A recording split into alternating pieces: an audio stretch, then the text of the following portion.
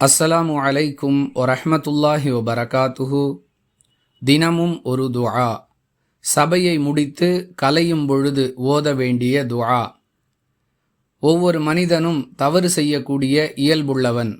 ஒரு சபையில் பலர் ஒன்று கூடி கலையும் பொழுது நம்மையும் அறியாமல் அங்கு ஏதாவது தவறுகள் நிகழ்ந்திருக்கலாம். அவற்றிற்கு பரிகாரம் தேடும் விதமாக இந்த பிரார்த்தனையின் வாசகம் அமைந்திருக்கிறது. திர்மிதி எனும் நூலில் இடம்பெறக்கூடிய 3355வது ஹதீஸிலிருந்து இதை அறிந்து கொள்கிறோம். அல்லாஹ் தன்னுடைய தூதர் மூலமாக கற்றுக் கொடுத்த இந்த பிரார்த்தனையின் வாசகம்: சுப்ஹானகல்லாஹும்ம வபிஹம்திக அஷ்ஹது அல்லா இலாஹ இல்லா அன்த அஸ்தக்ஃபிருக வஅதூபு இலைக். மீண்டும் ஒரு முறை சொல்லுகிறேன்.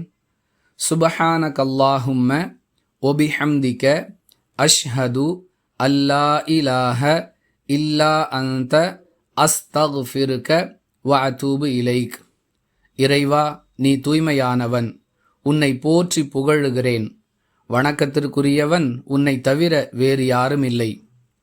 உன்னிடமே பாவமன்னிப்பு தேடுகிறேன், உன் பக்கமே மீளுகிறேன் என்பது இந்த பிரார்த்தனையின் பொருளாகும்.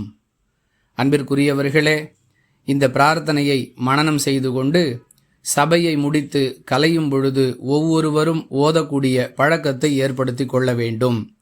மக்களுக்கு மனப்பாடம் செய்து கொள்வதற்கு வசதியாக யாருக்கு இந்த பிரார்த்தனை மனனமாக இருக்கிறதோ அவர் சொல்லிக் கொடுக்க, மற்றவர்கள் இந்த வாசகத்தை சொல்லும் பொழுது தொடர்ந்து இதுபோன்ற நிகழ்வுகள் நடப்பதன் மூலமாக மனனம் செய்து கொள்வதற்கான வாய்ப்பு ஏற்படும்.